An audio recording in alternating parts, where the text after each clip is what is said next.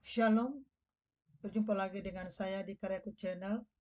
Kiranya kita semua dalam keadaan baik dan sehat-sehat selalu. Biarlah kiranya kita terus-menerus meminta penuntunan daripada Tuhan, karena kita tahu firman Tuhan adalah kekuatan kita dan pelita bagi kehidupan kita. Kali ini kita membahas tentang Hagai pasal pertama, ayat yang ketujuh, dengan tema perhatikan keadaanmu. Beginilah firman Tuhan, semesta alam, perhatikanlah keadaanmu. Pasti ada sesuatu yang Tuhan sampaikan pada kita melalui firman ini. Mari kita memberikan diri dengan kerendahan hati supaya apapun pesan firman Tuhan ini pasti ada maksud dan rencana Tuhan bagi kita. Maka dengan ini, apa sih maksudnya atau apa arti perhatikan keadaan? Tuhan menegur bangsa Israel. Ini kisahnya di ketika bangsa Israel yang sibuk dengan urusan pribadi tetapi melupakan rumah Tuhan. Ayat ini mengajak kita untuk merenungkan apakah Tuhan sudah menjadi prioritas utama dalam kehidupan kita. Bisa dinyatakan juga atau bisa diberikan penguatan di pengertian ini adalah, mari kita jangan sibuk dengan urusan-urusan kita yang berbau dengan duniawi, sehingga kita mengesampingkan persekutuan kita, perjumpaan kita dengan Tuhan. Kita tahu memang dalam hidup ini kita harus bekerja untuk menghidupi hidup kita. Tetapi waktu yang 24 jam itu dikasih Tuhan, marilah kita pergunakan itu sebagian untuk Tuhan atau mengutamakan Tuhan. Barulah kita diberikan Tuhan hikmat untuk melakukan apa yang menjadi tanggung jawab kita di dalam kehidupan ini. Jadi mari kita mengerti akan pembahasan ini.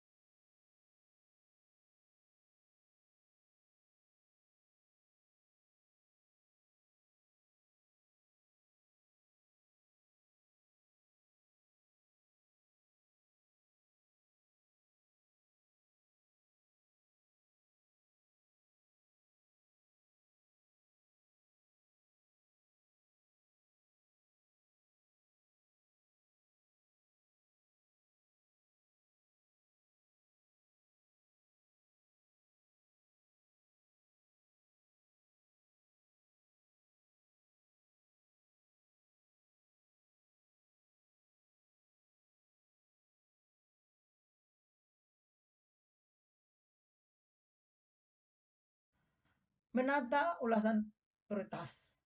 Mari kita bahas kembali. Di dalam Matius 6 ayat 33 dikatakan, tetapi cari dahululah kerajaan Allah dan kebenarannya, maka semua itu akan ditambahkan kepadamu. Jika Tuhan menjadi yang utama atau prioritas dalam hidup kita, akan diberkati dan terarah. Tidak ada jalan lain selain kita mengutamakan mencari Tuhan, mencari hadiratnya Tuhan. Pasti kita akan diarahkan, dituntun. Dan tentunya kalau kita sudah dituntun, sudah diarahkan, berkat itu akan mengikuti kita. Selanjutnya perhatikan hasil kerjamu. Ya, kalau kita menyibukkan untuk diri kita sendiri, kegiatan kita sendiri, pekerjaan kita sendiri, kerja keras, namun hasilnya adalah sia-sia. Bangsa Israel bekerja keras tetapi hasilnya tidak memuaskan. dalam Haggai pertama ayat 6. Kita memang perlu kerja keras, itu menjadi satu tuntutan juga.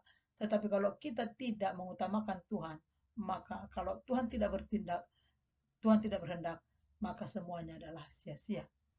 Maka tanpa Tuhan, usaha kita sia-sia.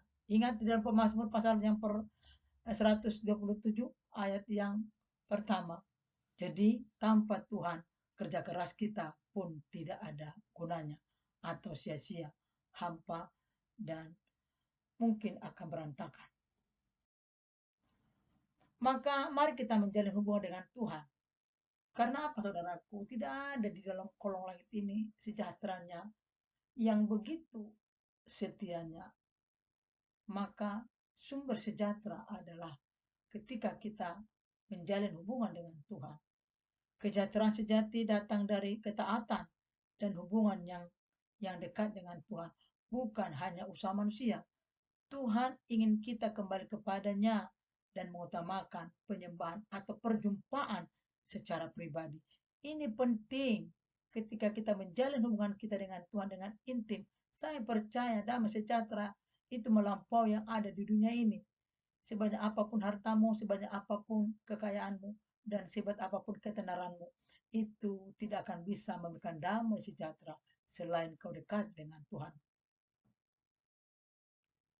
Maka tanggung jawab rohani, baik di dalam pelayanan, doa, kesaksian. Dalam pelayanan terlibatlah dalam pelayanan, bentuk perhatian kepada pekerjaan Tuhan. Jadi jangan sia-siakan waktumu hanya bermain-main memuaskan keinginanmu, tetapi carilah pelayanan. Minta penuntunan kepada Tuhan, maka Tuhan dipermuliakan dalam hidupmu.